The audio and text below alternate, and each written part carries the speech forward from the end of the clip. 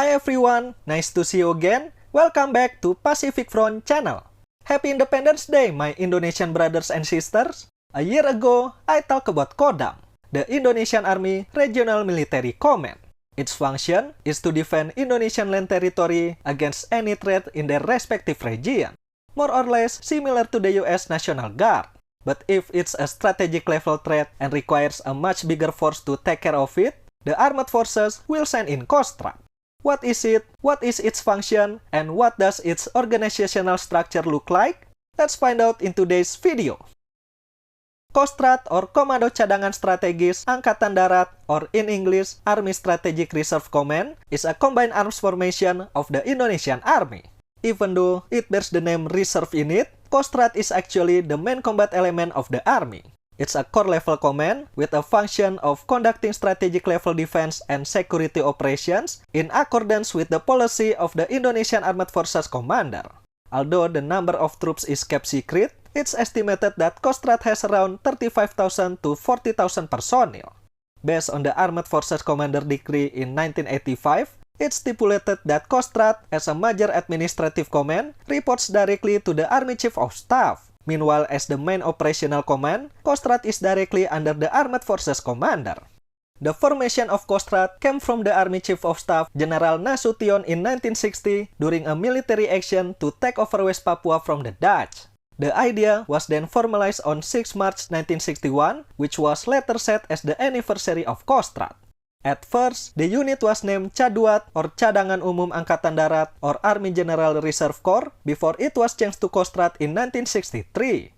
Kostrad has fought in most Indonesian military operations at home and abroad, from the Communist Purge in the mid-60s, Seroja Operation in East Timor, now Timor-Leste in 1975, military emergency operation in Aceh Province in 2003, to the UN peacekeeping missions in Egypt, Vietnam, Iraq-Iran border, and many others. Kostrad is commanded by a Lieutenant General and currently has 3 divisions. The 1st Kostrad Infantry Division, headquartered in Depok, West Java.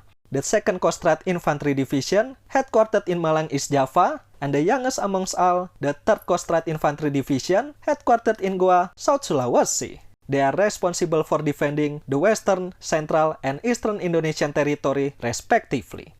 Besides these divisions, they also have a special unit called Tontaipur or Combat Reconnaissance Platoon to conduct special recon missions. It was established in 2001 and is trained for sea, air, and land operation.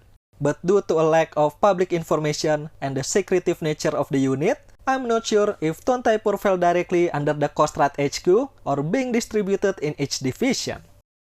Although it might have slight differences from one and another, in general, their organizational structure is as follows. Kostrad Infantry Division consists of 2 or 3 infantry brigades with 3 battalions each.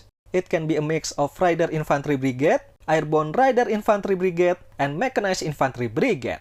Next, they have 1 artillery regiment with 3 artillery battalions, 1 cavalry battalion, 1 air defense battalion, 1 combat engineer battalion, 1 medical battalion, 1 logistic and supply battalion, detachments of military police, equipment, and communication, also 1 recon cavalry company.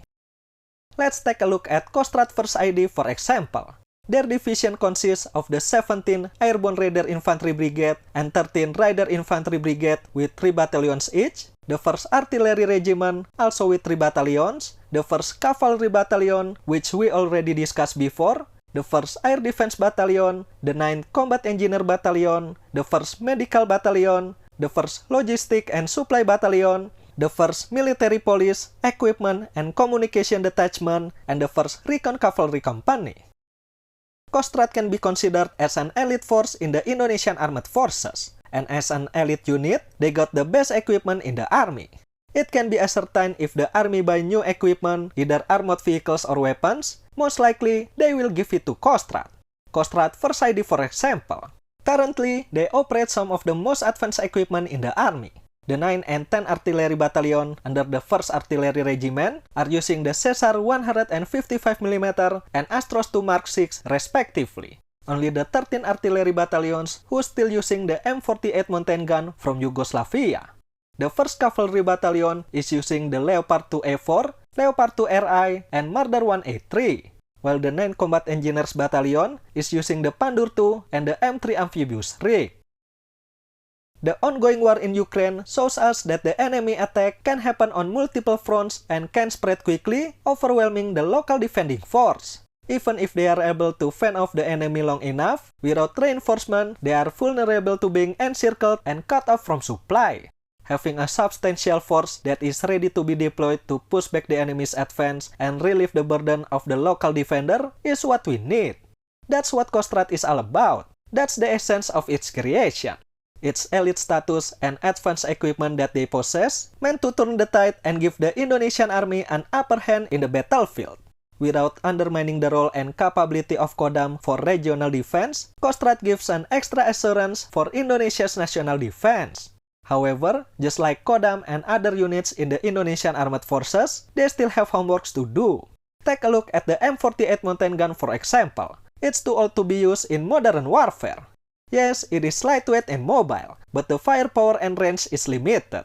And the older the equipment is, the greater the risk it can pose to the operators. Another example, the Air Defense Battalion is still using AA guns and manpads mounted on wheels to defend the entire division. It's clearly not suitable against today's and future threats. So, replacing obsolete equipment with new and modern ones should be #1 priority for Kostrad, the Army, and the Armed Forces. Their second homework is to ramp up all Kostrad divisions. Although on paper, Kostrad currently has 3 divisions, their strength is not equal. The 3rd Kostrad ID, as the youngest division, haven't got their own cavalry battalion, its artillery strength is not at regimental size yet, and much more. It's very clear that the Armed Forces and the Ministry of Defense must make new procurement to balance Kostrad's strength. Lastly, I'm concerned about where the equipment is distributed. Currently, the main equipment of the 1st and 2nd ID, like the Leopard tanks, Caesar, and Astros, are concentrated in Java. It means their deployment across islands will take some time, and when they reach their destination, it might be too late. Indonesia is planning to move its capital from Java to East Borneo. Since Borneo Island has a border with another country, its defensive equipment must be strong as well. So, having permanent tanks and artillery units in Borneo is necessary. Because one thing we don't wanna see is the new capital fail due to a lack of defense force on the island. That's it for today, Indonesian Army Strategic Reserve Command or Kostrad. If you would like to know more about Kodam, you can watch this video. Thank you for watching everyone, I'll see you there.